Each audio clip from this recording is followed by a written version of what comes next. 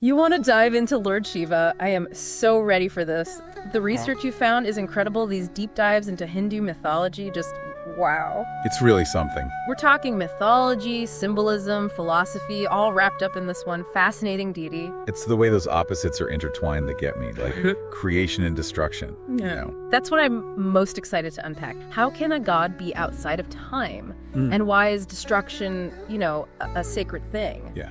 But let's start at the beginning, like way before the beginning. The idea that Shiva is eternal, like before time and creation, the Adi Anant, the eternal one.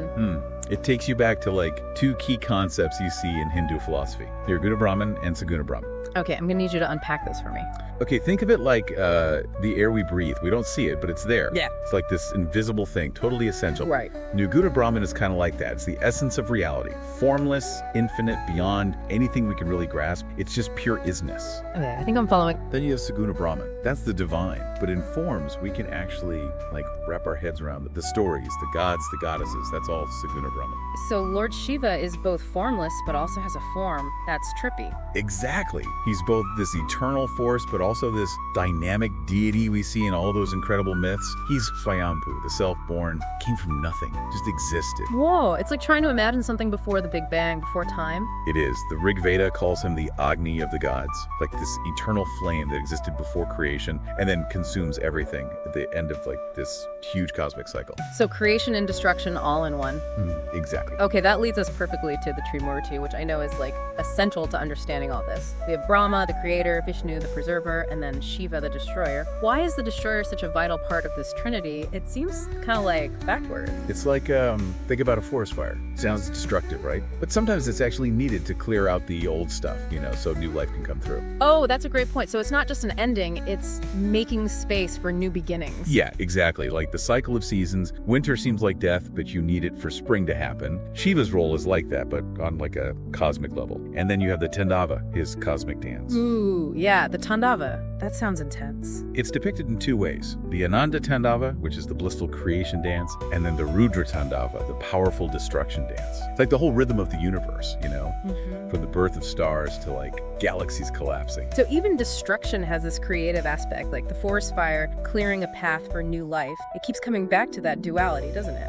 Right, and it's all governed by Mahakala. That's Shiva's embodiment of time itself. So he's not just bound by time, he is time. Exactly. He destroys not just the physical world, but the whole idea of linear time. Time becomes a cycle. Whoa, okay. That's a lot to process. Oh, So what does that mean for us, in our everyday lives? How do we connect to this? It's a reminder that everything is in motion, always changing. Change is the only constant. And what we think of as destruction is often just the beginning of something new and way better. Okay, I'm starting to get it. The creation and destruction, they're all part of the same dance. So now let's get to the look. Lord Shiva's got this iconic appearance, and everything's got a meaning, right? Let's start with the ash smeared on his body. What's up with that? The ash, the bhasma, it's like this big reminder of how nothing lasts forever. Oh, okay. Just like Shiva's unfazed by the material world, The ash is a symbol to let go of all the stuff we cling to, because it's all temporary. Everything eventually turns to dust, right? So it's not about decay, it's about liberation.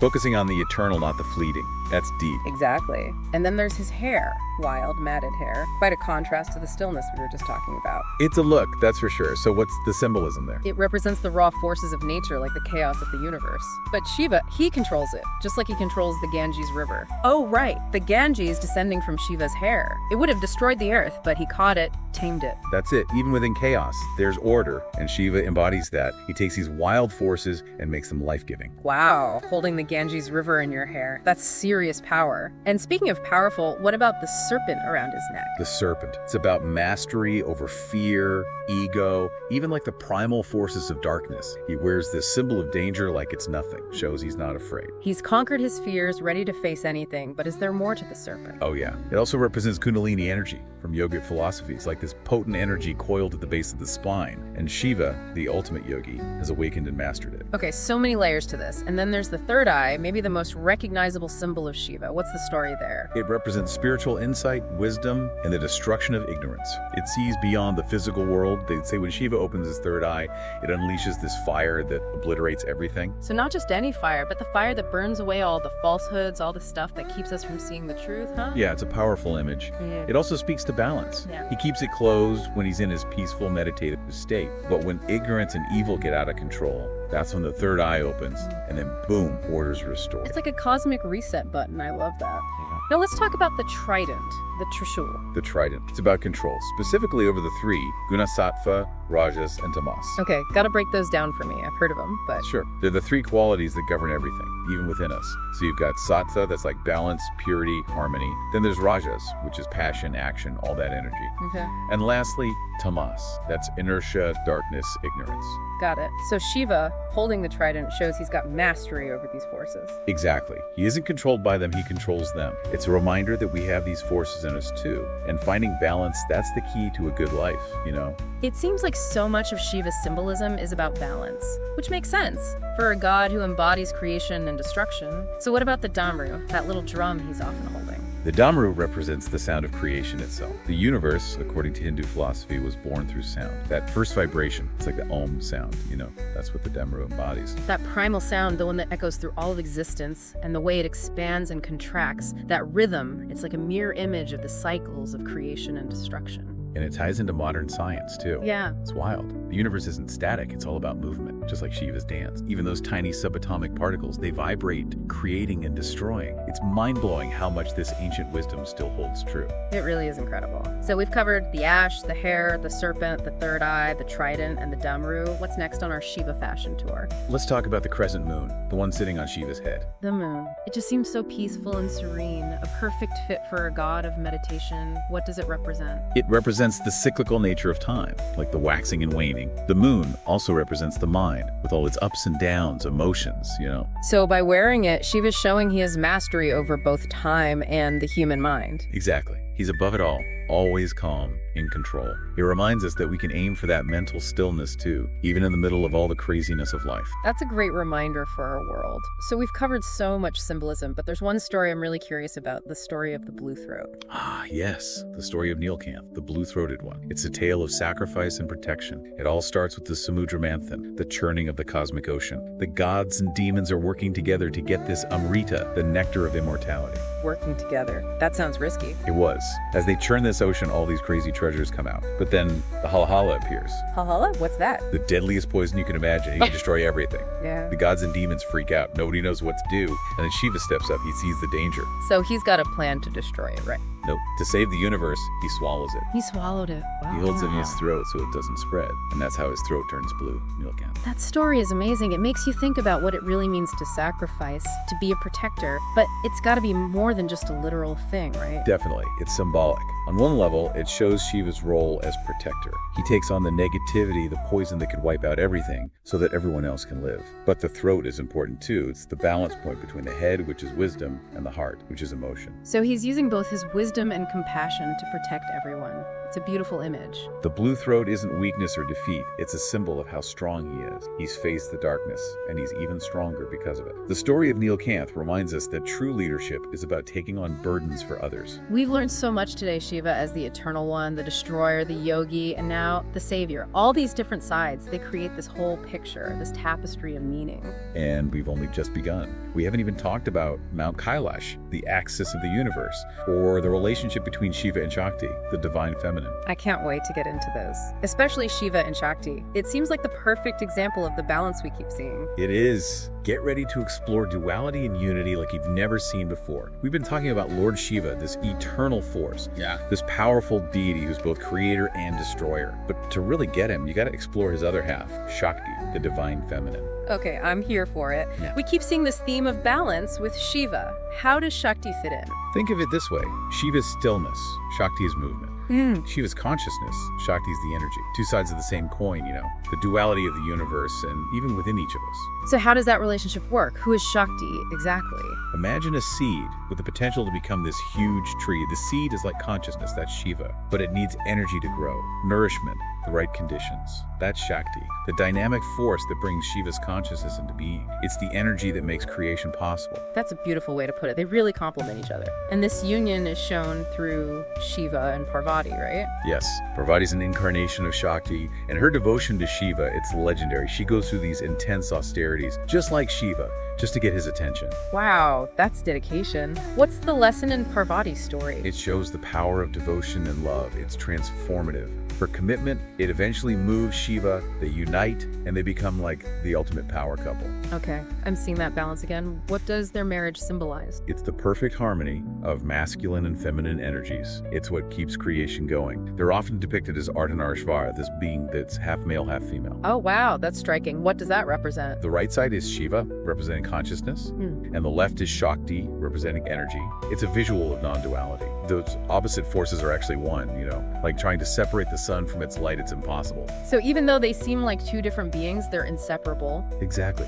Their relationship is like a metaphor for our own spiritual journey. Shiva represents that ultimate goal, self-realization and liberation. Shakti represents the path, the energy that gets us there. So Shiva is the destination and Shakti is the journey. You got it. She's the force that drives change, the power that helps us overcome obstacles and grow. Think of it like this. You might have a clear idea of what you want to achieve. That's like your Shiva side. But without action, energy, effort, that vision just stays a dream. Shakti is what brings it to life. I've totally experienced that. Having goals, but not the energy to go after them. We all have.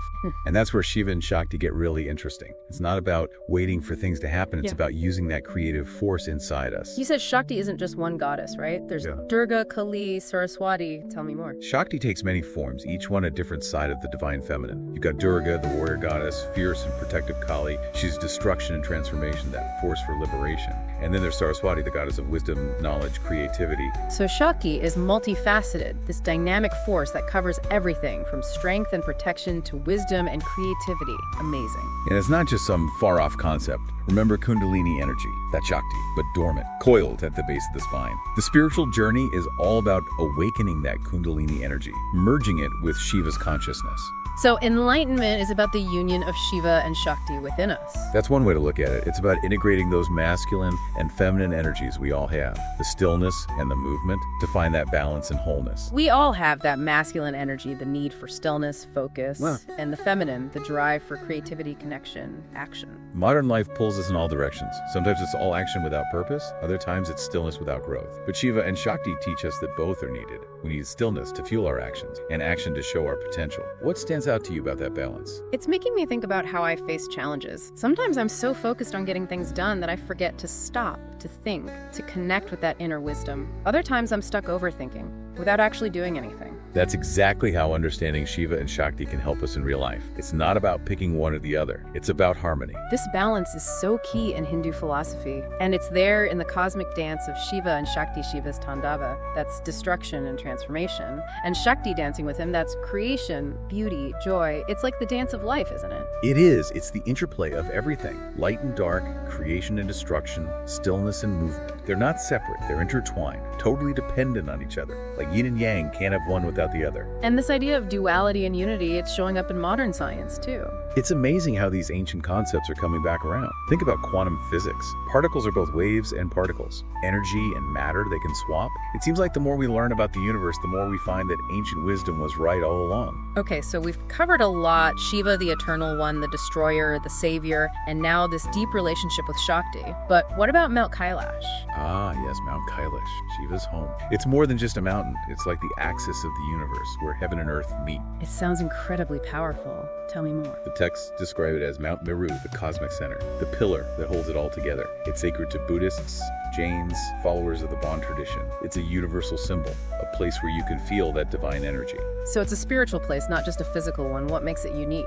Even though it's so alluring, nobody's ever climbed the summit. It's too sacred. At the base are two lakes, Manasarovar and Rakshastal. They're complete opposites. I bet those lakes are symbolic too. What do they stand for?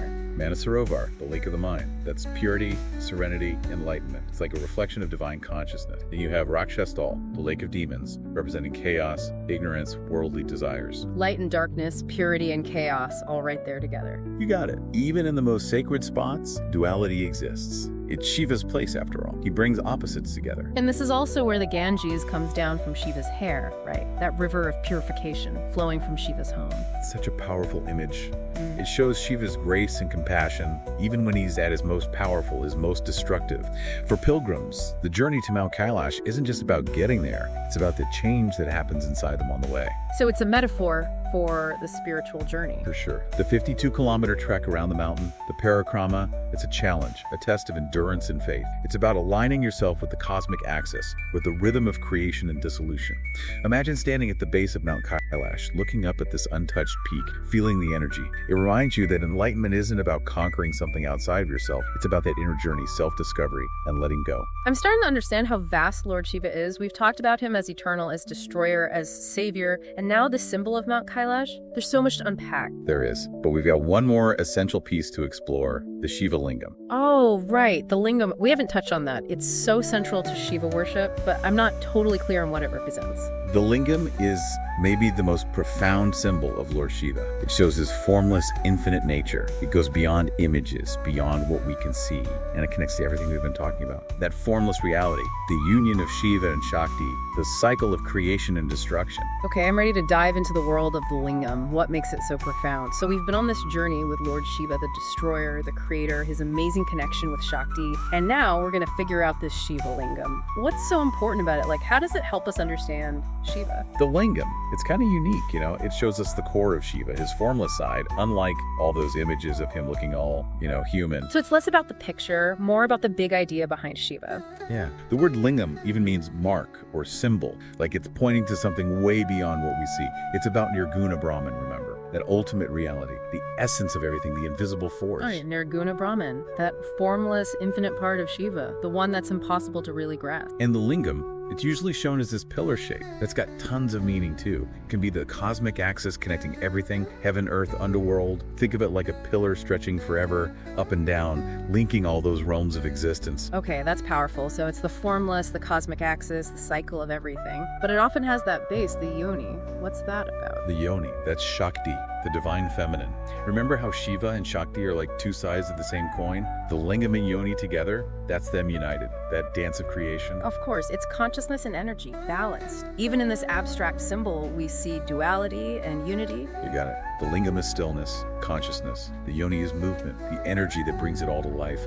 It's a visual reminder of how these opposite forces are all connected. And there's that story in the Shiva Purana about the lingam's origin, right? The one with Brahma and Vishnu arguing. Yeah, Brahma and Vishnu, they were both like, I'm the supreme god. And then boom, this massive fire pillar appears, going up to the heavens, down into the earth. They decided to find its beginning and end to figure out who's right. So Brahma goes up, Vishnu goes down, but neither one can find where it starts or ends. Exactly. And then Shiva appears right from the pillar.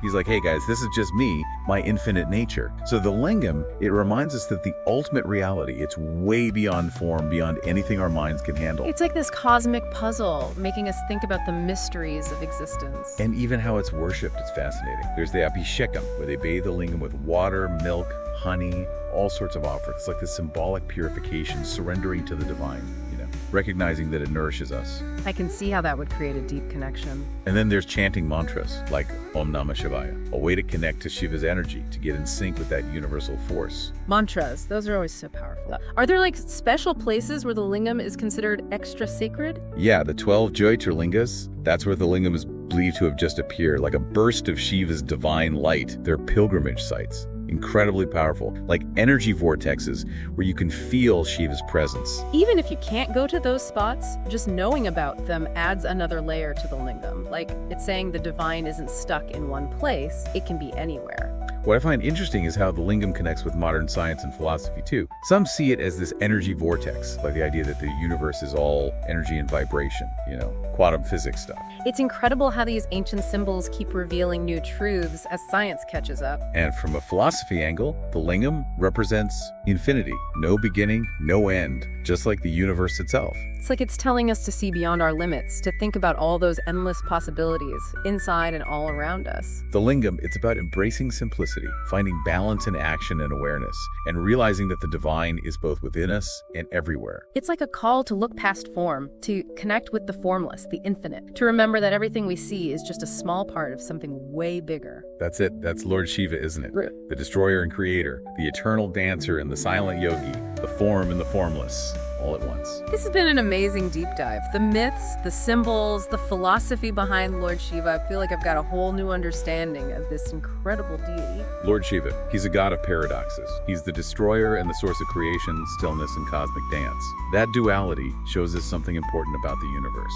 Opposites aren't separate, they're part of the same reality. This deep dive has definitely sparked my curiosity. If you're feeling the same, keep exploring Hindu mythology. There's so much wisdom hidden in these ancient stories.